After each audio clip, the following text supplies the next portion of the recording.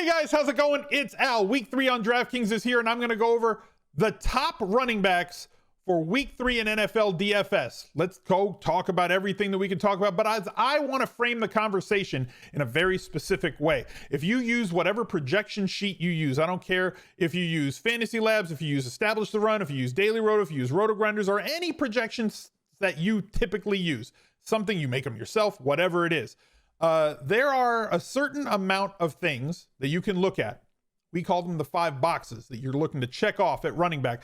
I'm going to go through every one of the running backs this week that checks off all 5 of those boxes. Now, do you have to play these guys? Am I saying if you don't play them, you're an idiot? No, you play whoever the hell you want. If you don't like the running backs that I'm talking about, play someone else. Go ahead. There's no rules that say, well, the guy on YouTube said that this guy was running back and he talked about him, so therefore I have to play him and this sucks.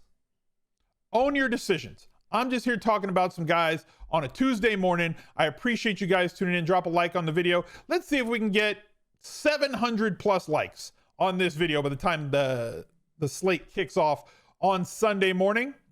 We're going to talk about a bunch of running backs. And I want your opinion of running backs that you think may not check off these boxes. And these boxes do. The reason that they are the 5 boxes are because they provide you with a better expectation for a running back to exceed their production and their projections. Are they playing at home? Are they favored? Do they project to get 20 plus touches? Are they involved in the passing game?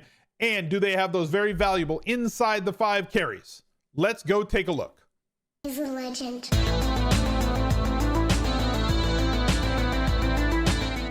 First things first, the Smiz Gang Listener League is back for week 3, and they've made it bigger. You guys filled it last week, a $10 3 max tournament. Absolutely no rake, guys. The best tournament that you can join, $35,000 in total prizes. 650 people are in it. Go jump in, compete against other members of the Smiz Gang. And if you haven't already, go join the Discord. The link to the Listener League and to the Discord are right down below. Click show more on the description of the video. You'll find links to everything. My socials, the No Kid Hungry fundraiser, the Listener League, discounts to a bunch of different sites that you can find lineup builders and projections. Go check all that stuff out. Click the things. Number 1 running back, number 1 5-box running back on the week is Derrick Henry. Coming off of an absolutely monster game, he was underplayed sub 5% pretty much everywhere that you played daily fantasy in week 2. If you cashed in a tournament, if you were in the top 100 of a tournament, you more than likely had Derrick Henry in that lineup. Where they're past, well, I finished in the top 100. I didn't ever do anything. Yeah, you could have done it, but like he just made it a whole lot easier because he dropped a 50 burger on the Seattle Seahawks in Seattle. Now he goes home to face the Indianapolis Colts, who are without their quarterback and project to be losing this game.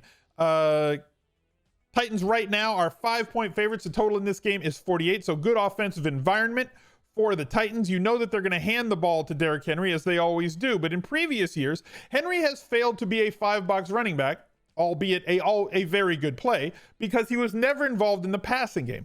So because of that, he had a really low floor. It's possible that Derrick Henry can run the ball 22 times for 97 yards and no touchdowns and get no catches on a day in previous years under the previous offensive coordinator.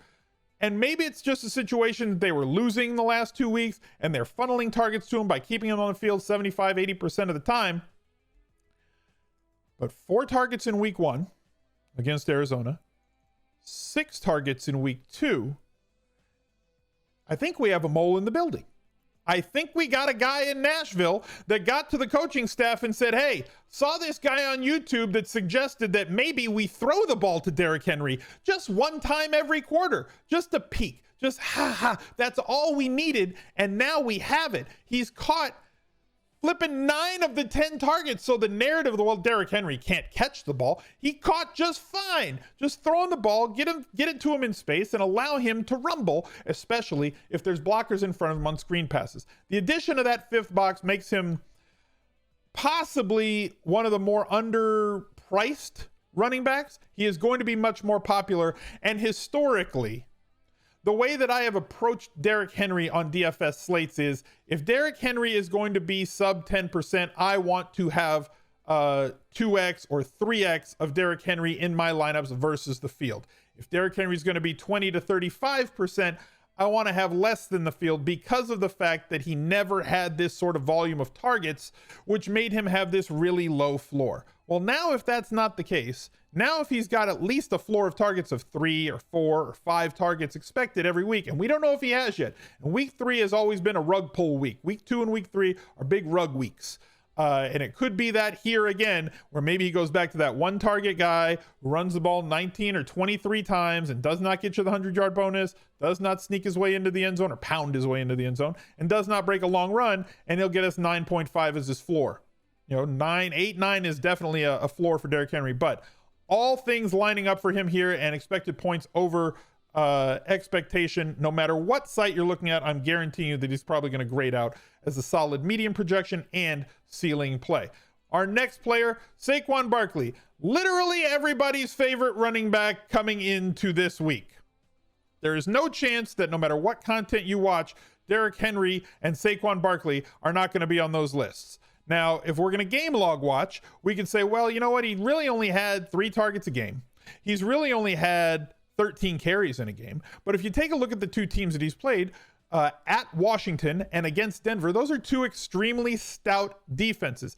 Now, week 3, a little bit different. They get to square off against the Falcons, who have not been very good in previous years, let's say. They have not been a very good defense against running backs, either running the ball, allowing big plays, yards before contact, and receptions to opposing running backs. So all these things are good signs for Saquon Barkley. But maybe the best sign for Saquon Barkley, if we take a look, this says week 1, but it's really week 2. So like ignore that. Okay. This is week 2. So if we look at the usage, the team snaps and the percentage of snaps sorted by percentage, Saquon Barkley played 82.8% of the snaps at running back for the New York Giants. Now this story that they were going to try and ease him in week 1, he played way less of the snaps. They just did not put him out there. He got stuffed a lot by Washington. He broke off that 41-yard run. If we subtract that, that really only leaves him with 16 yards on 12 carries. That's not efficient, but that's what a great defense will do to you if you're a running back. Atlanta, not a great defense. If he plays that volume of snaps, playing at home and favored in this spot, another great spot for him. The Giants 3-point favorites and a total of 48 right now on Tuesday morning. Saquon Barkley at 6,500 is just too cheap. Clyde EdwardsHelaire is on the chopping block. If his price was where it was the last 2 weeks, I probably would not be talking about CEH going into week 3. But for some reason, the fine folks over at Draftkings.com decided to tempt us. They said, nobody's going to play Clyde EdwardsHelaire if we leave him at 6,500. What if we drop him to 4,800? Again, the same problem for CEH as for Saquon Barkley. Games against Cleveland and at Baltimore, very tough environments for running back. He has never really been utilized a ton. They haven't leaned on him except for a couple of weeks in 2020. This is his last shot. This is it. Clyde, if you're watching, I don't want to have to redact you. I don't want to have to beep out your name for the rest of the season. His best asset, aside from playing for the Kansas City Chiefs and getting the majority of the snaps at running back, is his ability to catch the football. He's really only caught 3 balls in 2 games.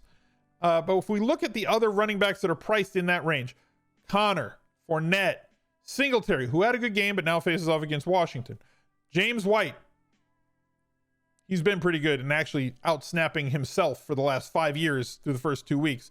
Sony Michel, McNichols, we're talking about backups. Like, Jeremy McNichols was playing 25% of the snaps for the Titans, and he's priced the same price as the starting running back for the Kansas City Chiefs in what assumes to be a really high-scoring game. We saw what the Cowboys running backs did to the Chargers last week. 55.5 is the total here. The Chiefs are at home and favored by 6.5 points. I swear to God, Clyde, I don't want to redact you, but I may have to. If you can't get us 15 DraftKings points this week, he does project as a $5 running back, if not very close to it. He's going to have to beef up his carries to about 15. We're gonna have to get like 4 or 5 catches out of him to get there completely, but he does get the inside the 5 work. He is at home. They are favored. A lot of signs pointing to CEH this week. If not, we redact him in week 4 moving forward. Najee Harris playing 95% of the snaps in week 2, playing 100% of the snaps in week 1, has not smashed value, although he reached value last week, 3x his salary in cash games, has not gotten us that 25 or 30 point game yet. But the snaps, the usage, all extremely encouraging. The Steelers 4.5 point favorites this game, 46 total. We're expecting him to be able to run this football. Now, the problems with the offensive line have kind of led to him not being as efficient as we would have hoped he would have been. But the 3 targets in week 1, the 5 targets, catching every single one of them in week 2 against Las Vegas, extremely encouraging, and showed that big playability with a 14-yard rush, an 18-yard rush, and a 25-yard catch that ended up being a touchdown in week 2. Big time upside, 5-box running back once again for us in week 3 is Najee Harris. I expect him to be somewhat popular. Damien Harris seeded a whole lot of snaps after week 1 playing the majority of snaps and getting 25 touches. Week 2, he was the secondary running back. Now, Ramondre Stevenson was inactive for that game. Typically speaking, the Patriots use a 3 running back rotation.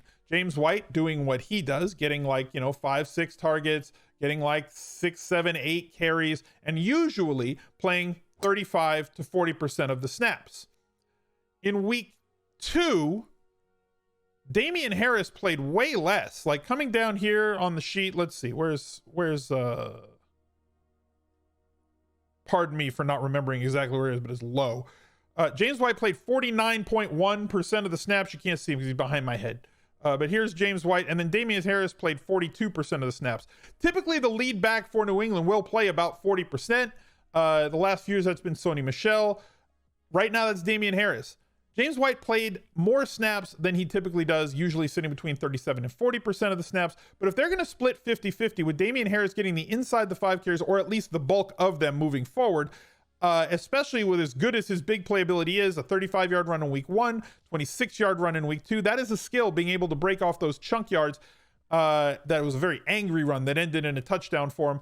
He's not going to get you a whole lot of targets, but he's going to get some, especially if he plays 50% with Mac Jones checking down as much as he has. One of the bottom 5 players, or let's say top 5 players in the league at throwing the ball short. That means good things for the New England Patriots running backs in terms of their usage in the passing game. Even on down 1 and 2, because he's not going to play the long down and distance, and he's not going to play the 2-minute drill. That belongs to James White, but Damien Harris, again, a solid play here in week 3 at 5,600. This is the one that we're going to have to monitor. Darrell Henderson had a rib cartilage injury, as described by Sean McVay on Monday. The Rams are optimistic that he is going to be able to practice this week. Monitor this injury as the week goes on. Not because I think that it's a great DVP spot, defense versus position, for Darrell Henderson, but the Bucs are a team that is very stingy against the run. But the Rams are an extremely powerful offense, favored by 2, at home at SoFi, in a game against the Buccaneers that has a total of 53 points. Now, if Henderson is used mostly if he's playing and used to block a ton in this game as opposed to running routes, then sure, he could miss, but 5,900 is too cheap a price if he is the starter. And until he got injured in that game, he played all of the snaps in week 1. Until the injuries happened, he played all of the snaps in week 2. If he is going to be healthy, and as we've said before, they have some fantastic drugs that make these guys not feel pain for about 4 hours every single Sunday. If it's not a structural injury, as soon as you hear it's a pain tolerance injury, they got drugs for that at the NFL level. I'm not saying these are good drugs for the guys. I'm not saying they have long-term great effects for the guys, but they do have them to make them feel like Superman. And a friend of mine, Tank Williams, if you don't follow Tank on Twitter, works for Yahoo Sports, go follow Tank. As soon as I tweeted that, I was like, man, if I told you what they shot us up with back in the day, you felt like you could run through a brick wall, and they most definitely can.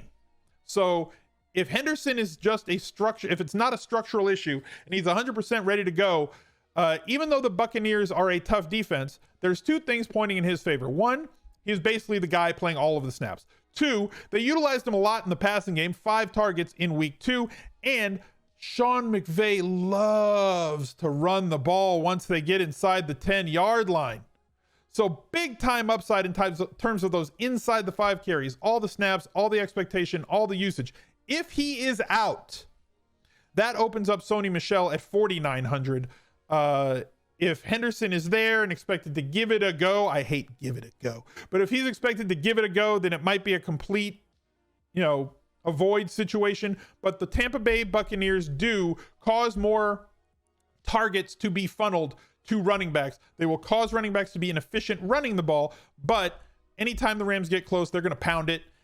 And you have that factor of any team that's playing the Buccaneers forcing more throws to their running back. So a heightened target expectation for hopefully Darrell Henderson, but if he is out, probably Sony Michel. That's going to do it for this video. Thank you guys for watching. Check out another video right there. He's a legend.